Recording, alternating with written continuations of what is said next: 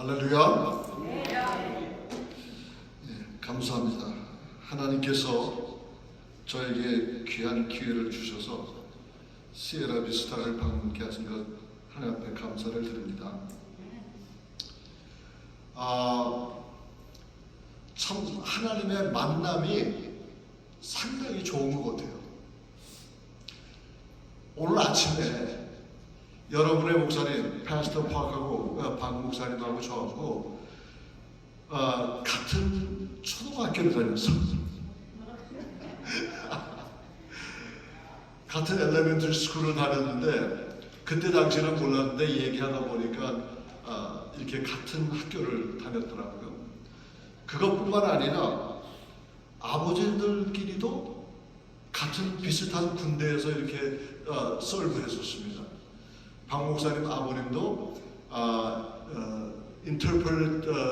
통역 장교로 있었고, 또 저희 아버님도 통역 장교로 있었고, 그래서 참 하나님의 그 섭리가 상당히 놀랍습니다. 아침에 놀라가지고 좀 기분에 와, 그때 만났으면 어땠을까 그런 생각을 좀 해봤습니다. 오늘의 말씀을 이렇게 보면서 저는 이런 생각을 합니다. 어떻게 보면 이게 철학적인 이야기 같아요. 어떻게 살 것인가? 이게 어떻게 살 것인가 했을 때는 뭐 여러 가지 많은 생각이 있겠지만은 실질적으로 저와 여러분들이 믿는 사람으로서 살아갈 때에 여러 많은 스텝들이 있어요. 여러 가지 많은 일들이 있는데 과연 우리는 하나님 보시기에, 그러니까 사람 보기에 말고 하나님 보시기에 과연 우리는 믿음대로 살고 있는가? 그 얘기를 이 시간에 바라보자는 얘기입니다. 성경 구절은 여러분들이 너무나 잘 아는 성경 구절이에요. 부활절 때마다 이 성경 구절을 우리는 듣습니다.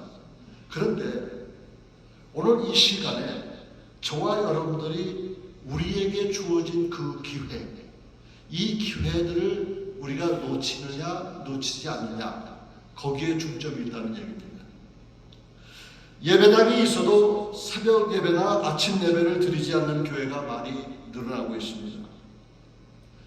우리는 너무나 분주한 삶을 살다 보니까 예배 드릴 수 있을 때에, 기도할 수 있을 때에, 찬양 들을 수 있을 때에 그 기회를 놓치고 만다는 얘기입니다.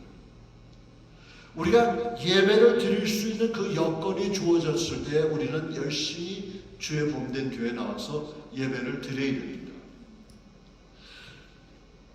사도 요한도 요한복음 21장 18절에 이런 말씀을 했어요.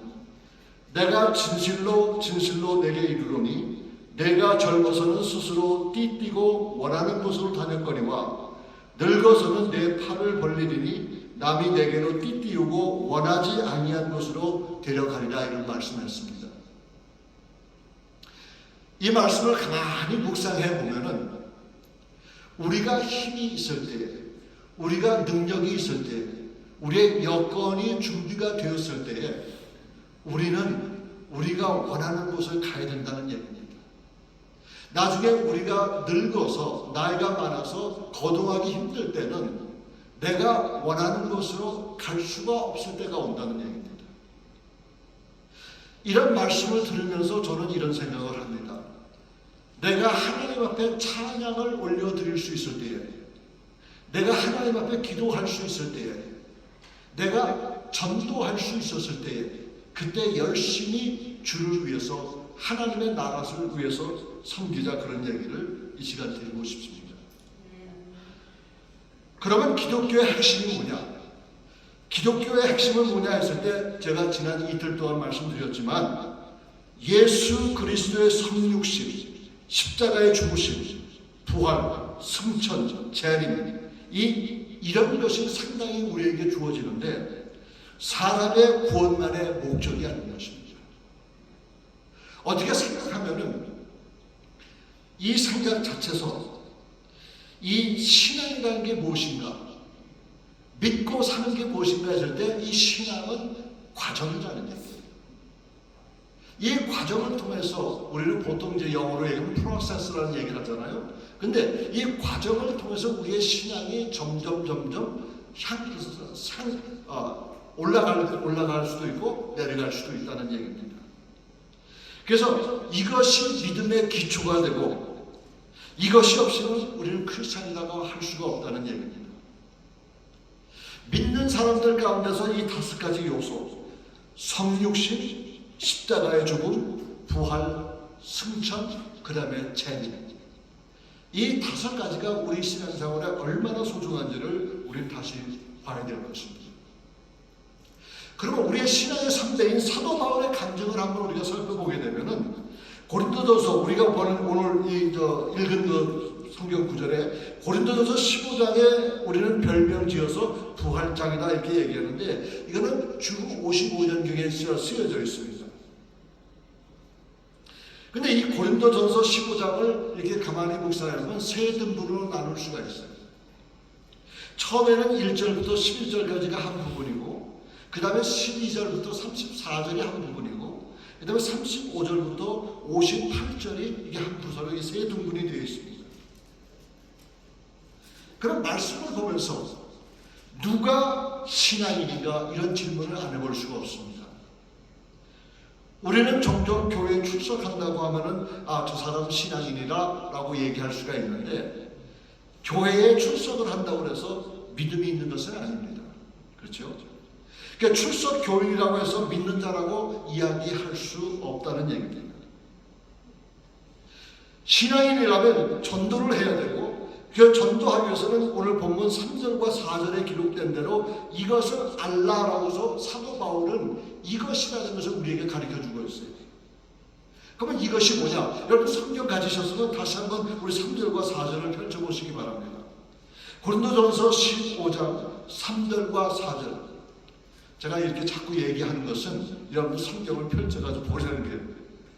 자, 이렇게 보면 여기에 보면 이런 말씀이 있어요. 내가 받은 것을 먼저 너희에게 전하노니 이는 성경대로 그리스도께서 우리 죄를 위하여 죽으시고 장사 지난 바 되셨다가 성경대로 사흘 만에 다시 살아나사라고 이렇게 말하고 있습니다. 그러니까 분명히 우리가 이것을 알라고 하는 사도 바울의 가르침 속에서 이것이라는 게 바로 뭐냐 했을 때는 예수 그리스도의 십자가의 죽으심과 부활하심이라는 겁니다. 근데 성경에서 설교자의 입장으로서 봤을 때 이 예수 그리스도의 십자가의 죽으심과 부활을 많이 얘기해도 부족하다는 얘기입니다. 항상 버릇처럼 얘기해도 더해도 더하고 더해도 이게 더 좋다는 얘기가 되겠습니다. 그러니까 믿는 사람들 그 정도로 믿는 사람들에게 가장 중요한 것은 예수 그리스도의 십자가의 죽음과 그리스도의 부활하심. 이게 바로 크리스찬들의 핵심이라는 얘기입니다. 그래서 저는 여러분들에게 오늘 이 아침 속에 하나님의 은혜가 우리 삶 속에 충만하기를 주의 이름으로 축원합니다. 10절 말씀을 다시 한번 보겠어요. 10절 말씀에 보니까 그러나 내가 나 된 것은 하나님의 은혜로 된 것이니 내게 주신 그의 은혜가 헛되지 아니하여 내가 모든 사도보다 더 많이 수고하였으나 내가 한 것이 아니요 오직 나와 함께 하신 하나님의 은혜로라는 것입니다. 그러면 이 시간에 우리가 생각해보고자 하는 것은 무엇인가? 그것은 그리스도 안에 있는 사람들의 삶의 모습이 어떤가 이거예요. 다시 말하면 우리가 교회에 출석하면서 매 주일마다 이 자리에 앉아서 목사님이 설교하는 그 설교 내용을 들었는데 그 설교 내용을 들으면서 과연 우리는 어떠한 도전을 받고 어떠한 은혜를 받고 있느냐. 이런 이제 풍자스러운 얘기가 있는데 뭐냐면 내가 교회에 왔으니까 목사님 나로 하여금 은혜 받게 한번 해보세요 라고 이렇게 생각하는 사람들이 많다는 얘기예요. 네? 무슨 말씀인지 아시죠? 그런데 사실상 그게 그렇다 그러면 목사 일이 상당히 힘들 거라고 생각해요. 근데 중요한 건 뭐냐면 A라는 사람은 은혜 받았는데 B라는 사람은 은혜 받지 못했어요. 그리고 C라는 사람하고 D라는 사람은 은혜를 받았는데 F라는 사람은 은혜를 받지 못했단 말이에요. 그럼 왜 그럴까? 그럼 목사님의 잘못인가? 말씀이 잘못된가? 그건 아니겠죠. 매주일 강단에서 그리스도 예수의 복음이 선포되는 이 마당에 있을 때 과연 나라는 존재, 여러분들이죠. 나라는 존재가 준비된 마음으로 이 자리에 왔느냐. 내가 정말 이 자리에 와서 교회 문에 들어오자마자 여러분들이 앉아있는 그 비유에, 앉아있는 장의자에 앉아서 첫 번째로 여러분들 머리 숙여 기도하면서 내 마음을 준비하느냐. 내가 그날 예수 그리스도에서 예배 드리는 가운데 말씀을 받을 만한 그 준비의 자세를 가지고 있느냐. 이게 중요한 거예요. 그러면 그리스도인의 정체성, 그러니까 그리스도의 정체성이라는 뭐냐 했을 때 이것은 전적으로 하나님의 은혜로 된 것이다. 여기서 보니까 여기 그러나라는 단어가 나와요. 그러나라는 단어인데 이 그러나라는 이 단어가 주는 의미는 무엇일까? 사도 바울이 고린도 교인들에게 이 편지를 쓰면서 여기에 와서 특별히 15장에 그러나라는 말이 있는데 그 말을 깊숙이 생각해보면 사도 바울의 자신의 얘기를 하는데 자신이 어땠냐면 지극히 작은 자라고 설명했어요. 5절부터 9절 상반절에 보면은 자기가 지극히 작은 자라고 그랬고 두 번째 보니까 9절에 보니까 자기는 교회를 핍박하는 자였다는 얘기예요. 그 세 번째 보니까 사도의 함량 미달된 사람이다. 그러니까 자기 자신을 돌아보면서 자기는 교회를 핍박한 자이기 때문에 자기는 여기서 사도라고 칭함을 받을 만한 자격이 없다고 이렇게 하는 사람이다. 근데 여기서 보니까 사울이 예수를 핍박하고 했었는데 사도행전 9장에서 교회를 핍박하던 사울, 하지만은 다메섹 도상에서 예수를 만나서 그 변화, 놀라운 변화를 일으켰다는 얘기입니다. 그러면 그리스도인은 누구냐? 그리스도인은 말씀, 복음을 듣고서 변한 사람을 갖다 그리스도인이에요. 그리스도인. 우리 삶은 변해야 돼요. 우리는 변질되면 아닙니다. 여러분들 변질이라는 말하고 변화라는 말이 다르죠. 근데 우리는 변질되는 게 아니라 우리는 변화됩니다. 변화는 날마다 숨쉬는 그 순간마다 한 발자국씩 더 향상하는, 믿음이 더 깊어지는 그런 모습을 여기서 이야기하는 것입니다. 그러면 크리스천의 존재를 생각했을 때 하나님의 섭리 안에서 그분의 전적인 은혜로 새롭게 거듭난 사람을 갖다 우리는 크리스찬 이렇게 얘기하고 있습니다. 그래서 어떤 사도 갈라디아서 보면 내 속에 그리스도의 마크, 그러니까 그리스도의 흔적이 있다고 이렇게 얘기했어요, 사도 바울은. 근데 이 우리 모두에게는, 예수를 믿는 저와 여러분들은 이 마음속에 예수 그리스도의 십자가의 흔적이 있단 말이에요. 이 흔적 때문에 오늘도 이 자리에 와서 주님 앞에 예배를 올려드리는 겁니다. 우리 한국 사람들이 종종 이런 얘기를 합니다. 예배 보러 갑시다 얘기해요. 예배 보러 갑시다. 그 말에 물론 그 예배 보러 갑시다 하는 얘기는 예배 드리러 갑시다 그런 얘기나 마찬가지겠지만 그 말 자체를 우리는 사용하면 안 돼요. 예배를 보러 가는 게 아니라 이 예배는 드리러 가는 거예요. 아멘. 그러니까 이런 걸 봤을 때 여기 크리스천의 존재를 설명하면서 이 예레미야 선지자는 뭐라고 얘기했냐면 구약 성경 예레미야서 2장 13절에 이런 말이 있어요. 내 백성이 두 가지 악을 행하였나니 곧 생수의 근원되는 나를 버린 것과 스스로 웅덩이를 판 것인데 그것은 물을 저축지 못할 터진 웅덩이라는 거예요. 이거를 조금 풀어서 얘기한다고 그러면 생수의 근원, foundation of water, the spring이라고 그러잖아요. 근데 이 생수의 근원은 야훼 하나님이십니다. 천지 만물을 창조하신 분이 바로 야훼 하나님이시다. 그럼 야훼 하나님께서 이스라엘 백성들에게 너희들이 죄를 지었는데 무슨 죄를 지었냐면 이 생수의 근원 대신 하나님을 잊어버렸다는 거예요.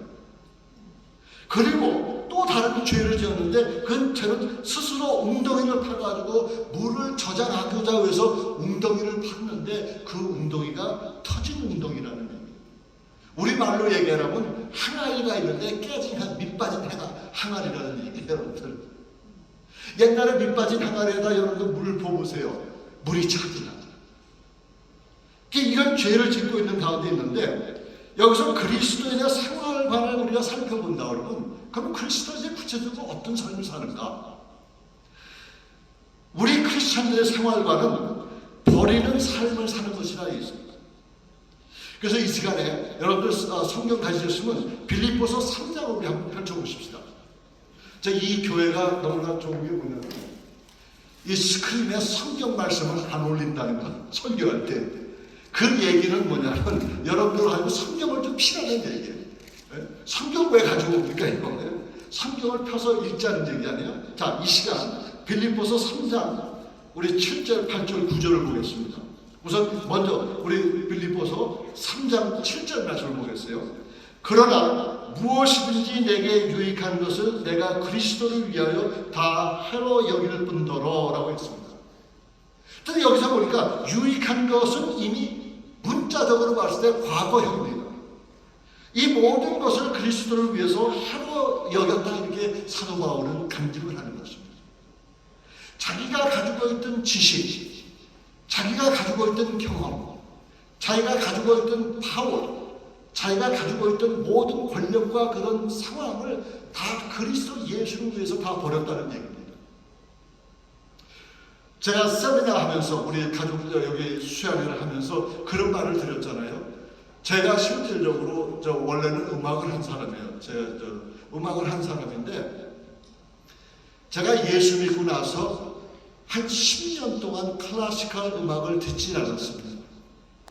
그러니까 클래시컬 음악이 나쁘다는 게 아니라 그 클래시컬 음악을 듣게 되면 내가 그저 나도 모르게 거기 빠져들어가는, 옛날의 삶으로 빠져들어가는 거예요.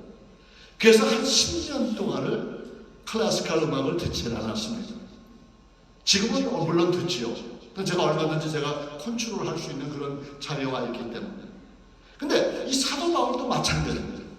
자기의 지식, 자기의 위치, 자기의 권위, 이 모든 것을 세상에 주는 모든 가치관을 다 버렸다는 얘기예요. 누구를 위해서? 예수 그리스도를 위해서 버렸다는 거예요.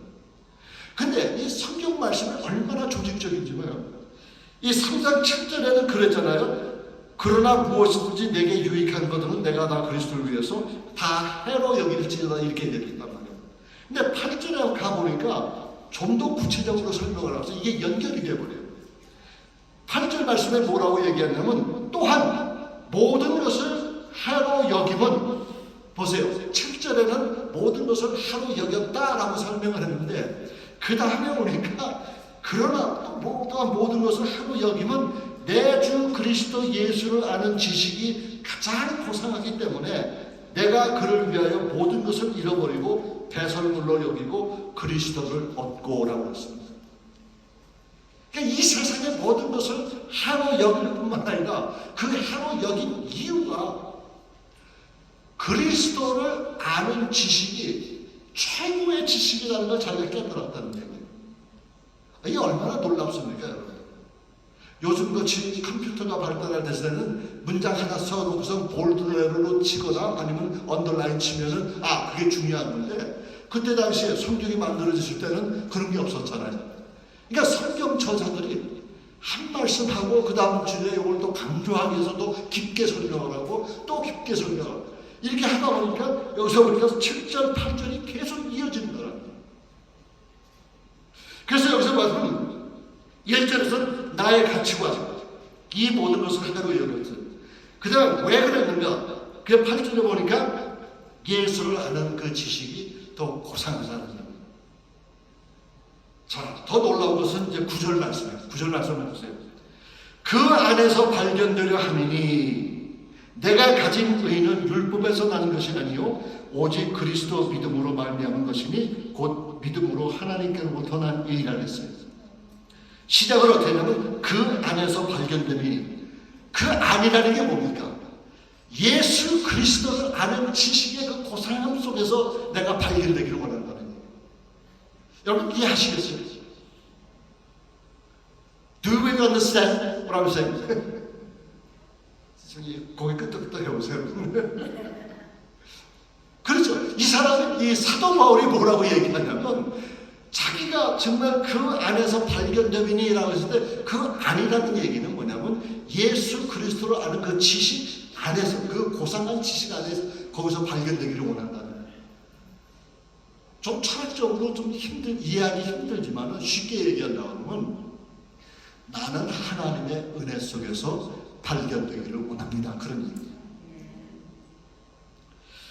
제가 찰스 피니라고 있는 사람에 대해서 제가 잠깐 설명드렸는데 오늘 좀 더 자세하게 좀 설명을 드리고 싶어요. 어제도 잠깐 말씀드렸지만 찰스 피니는 1792년도 출생이었고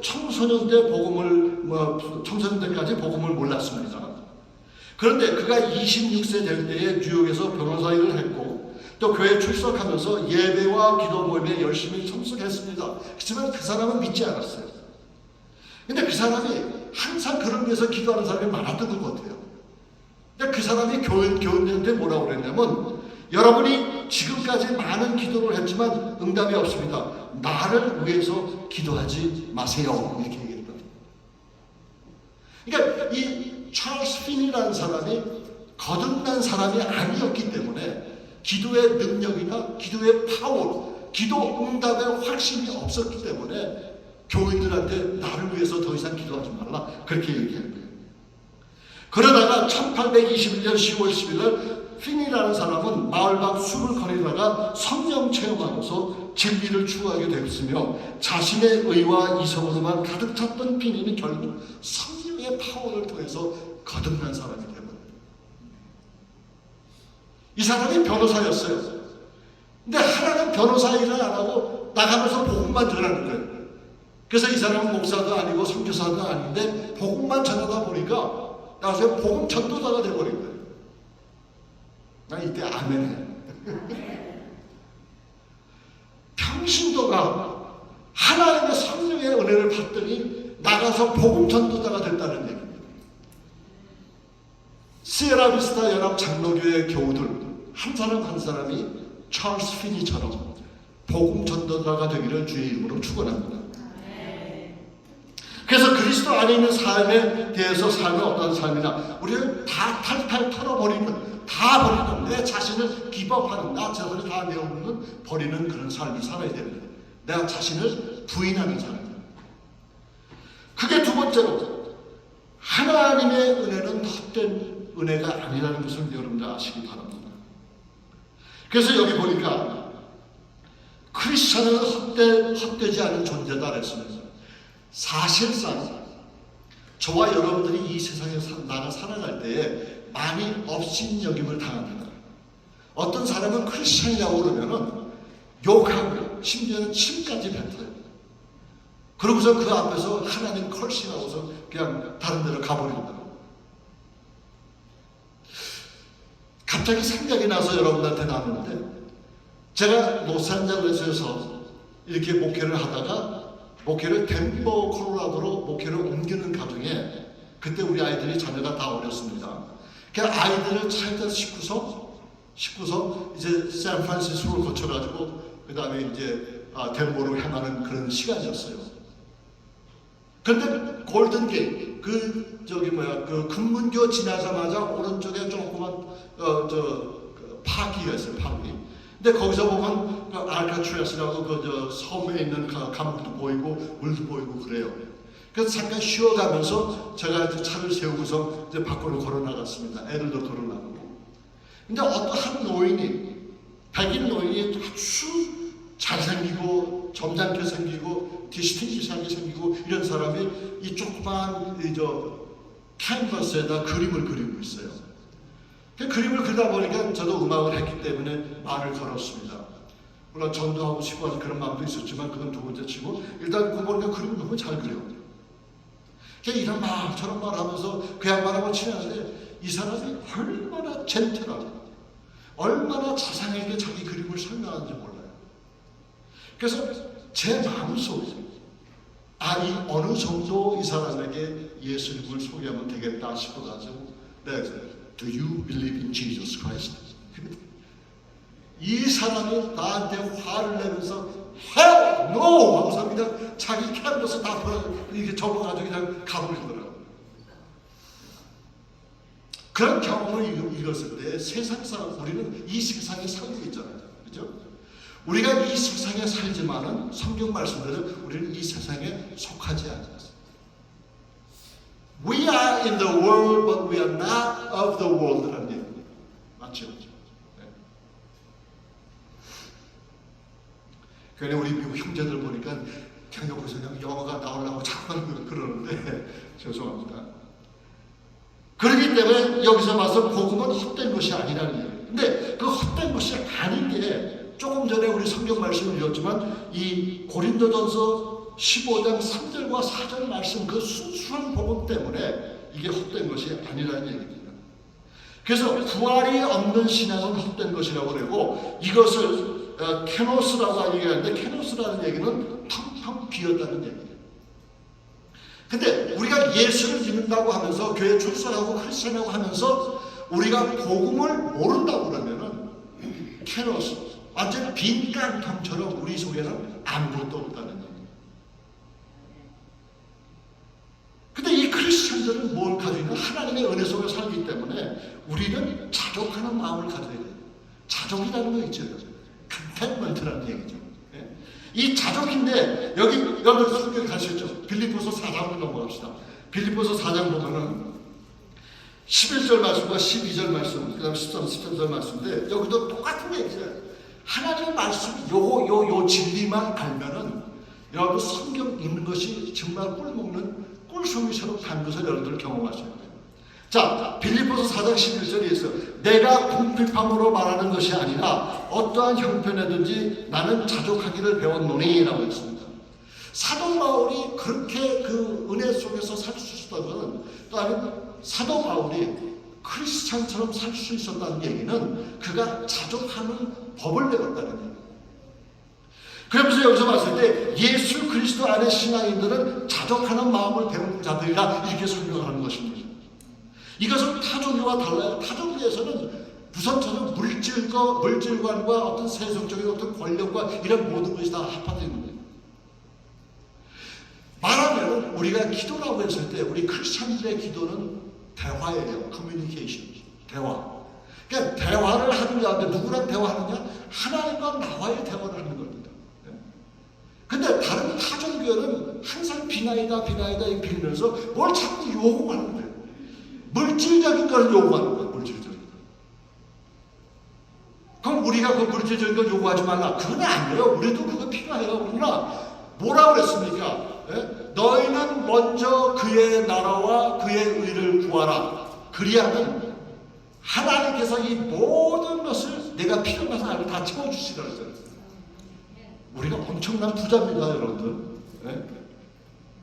We are the richest man in the whole world. 예? 그렇지 않아요? 어그리 안 하는 것 같아. 근데 여기 11절 보니까 그런 얘기를 해요. 근데 12절에 보세요. 12절 사도 바울은 뭐라고 그랬냐면 나는 비천에 처하지도 알고 풍부에 처하지도 않아 모든 일 곧 배부름과 배고픔과 풍부와 궁핍에 처하지도 않은 일체의 비결을 배웠노니 라고 했어요. 여러분 예수 그리스도를 믿으면 만사 형통한다는 말은 없습니다. 무슨 말인지 아시죠? 예수 믿으면 복 받습니다. 물론 복 받아요. 그렇지만 그 복의 개념이 틀리다는 말입니다. 우리는 어려움에 처해도 실망 좌절을 하지 않아요. 왜냐하면 우리가 믿는 그 하나님은 우리를 그 구덩이에서 얼마든지 건져주실 능력의 하나님이시기 때문에. 그러니까 그 능력의 하나님께서 저와 여러분들을 챌린지하고 우리에게 조금만 더 참아라, 조금만 더 견뎌라.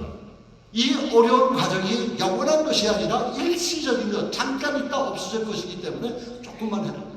그럼 왜 그런 어려움이 우리 삶 속에 있는데? 저와 여러분들의 신앙의 견고함을 위해서 때로는 하나님께서 우리에게 경제적인 어려움을 주시고 건강의 어려움을 주시고 이런 걸 통해서 저와 여러분들을 영적으로 성장시키기 위해서 이런 것을 우리에게 주신단 말이에요. 13절과 14절에 보세요. 내게 능력 주시는 자 안에서 내가 모든 것을 할 수 있느니라. 그러나 너희가 내 괴로움에 함께 참여하였으니 잘하였도다 하셨어요. 저는 이 말씀이 얼마나 파워풀한지 몰라요. 내게 능력 주시는 자에서 모든 것을 할 수 있다는 얘기예요. 그럼 내가 능력 주시는 자가 누구겠어요? 우리 주님 아니에요? 예수 그리스도 아니세요? 예수 그리스도께서 나에게 모든 권위와 권세를 주셨다. 마태복음 28장에도 그런 얘기가 All authority has given unto me라고 했어요. 이 얘기, 모든 권세를 하나님께서 내게 주셨다고 예수님께서 얘기했는데 그 예수님께서 주신 그 모든 권세와 영광을 우리에게도 주님께서 주신 거예요. 그러니까 우리가 못할 일이 없어도 하나도 없다는 얘기예요. 그러니까 이 얘기는 우리가 주 안에서 주를 위해서 하나님의 킹덤 오브 갓을 위해서는 못할 일이 없다는 게 다 할 수 있다는 겁니다.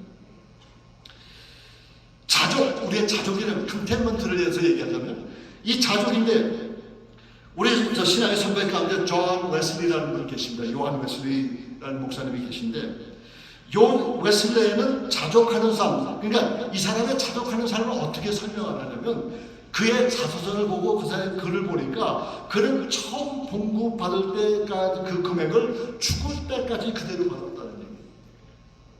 이게 봉급이 자꾸만 올라가는 게 아니라 처음에 받았다는 거예요. 예를 들어서 처음에 목회하면서 월 요즘에 목사님도 얼마 받으시죠? 잘 모르겠는데 한 1,000불 받는다고 합시다. 그러면 그 1,000불 받는 걸 5년, 10년, 20년까지 계속 1,000불을 받는. 그러면 자기는 1,000불 받지만은 실제적으로 주위 환경에 모든 그건 다 올라갑니다. 가격이. 그럼에도 불구하고 자기는 자족함을 배웠다. 그러면서 그 순수한 자기 전도자들에게 제자들에게 자족함에 대해서 가르쳤다는 얘기입니다. 그래서 웨슬레이 신앙의 신조 두 가지를 설명한다고 그러면 두 가지를 항상 얘기를 했어요. 아침과 저녁으로 일과에서 손을 떼고 1시간씩 기도하라는 얘기. 모든 성도들에게. 그 다음에 두 번째로는 언제나 하나님 앞에서 대화하는 것처럼 대화하고. 그러니까 여기서 기도의 묘미가 나옵니다. 우리 믿는 사람들의 기도의 모형이 여기서 나오는 겁니다. 우리는 맨날 빌면서 무릎 꿇어서 빌면서 비나이다 뭐 주세요 이런 게 아니란 말이에요. 우리 하나님과 대화를 하는데 그 하나님과 컨버세이션을 하는 거예요. 그럼 내가 오늘 일단 나의 얘기를 저는 얘기하잖아요. 그럼 조금 기다리셔야죠. 근데 우리는 성질이 급해서 특별히 우리 꼬리아루는 너무나 성질이 급해가지고 자기가 하루만 다 하나님께서 말씀을 주시려고 하니까 아멘하고 그냥 교회 밖으로 나가버리는 거예요. 그러면 안 된다는 거예요. 그래서 이제 마지막에 웨슬리의 유언을 보니까 이렇게 얘기했어요. 형제들아 서로 사랑하라 했어요. 그요 주여 저로 하여금 무용한 인간으로 살지 않게 하옵소서. 이게 두 가지 기도 제목이에요. 이제 마지막으로 한마디 더 말씀을 드린다고 하면 함께 하신 하나님의 은혜. 그러니까 하나님의 은혜는 우리가 항상 함께 했다는 얘기를 저와 여러분들에게 말씀을 드리고 싶은데 10절 하반절에 이런 얘기가 있어요. 고린도전서 15장으로 돌아갑니다. 내가 모든 사도보다 더 많이 수고하였으나 내가 한 것이 아니요 오직 나와 함께 하신 하나님의 은혜로라. 오늘 우리 미세주가 찬양했을 때도 그 하나님의 은혜가 계속 흘러나오잖아요. 그러니까 그 와이프 자랑하려는 게 아니라 그 찬양에 나오는 그 가사를 보니까 마음이 뭉클한 거예요. 마음에 동요가 있는 거예요. 그것이 모티베이션이 되는 거예요. 그게 은혜가 되는 거예요. 그게 도전이 되는 거예요. 근데 우리는 항상 하나님 왜 나는 이 모양이 이 꼴입니까? 왜 나는 이 꼴하지 이 꼴입니까? 이렇게 얘기하는 거예요. 이 꼴하지 이 꼴을 영어로 어떻게 번역하나? 그냥 적당히 알아서 하는 그러니까 하나님께서는 우리에게 골고루 은사를 내려주셨는데 그 은사를 발견하는 자만이 축복된 사람입니다. 그러니까 우리가 신앙생활할 때 틀렸다라는 얘기를 하지 마세요. 우리는 다르다는 걸 얘기해요. 틀린 거하고 다른 거하고는 달라요. 그렇죠? 그러니까 신앙 신조에 대해서는 성경 말씀이 기준이니까 우리가 당신 신앙이 틀렸어 얘기를 할 수가 있어요. 성경 말씀에 입각해서. 그런데 그 외 모든 것은 내 생각이 틀릴 수 있고 상대방 생각이 틀릴 수가 있는 것이에요. 근데 틀렸다고 서로 간에 손가락질하지 말라는 얘기예요.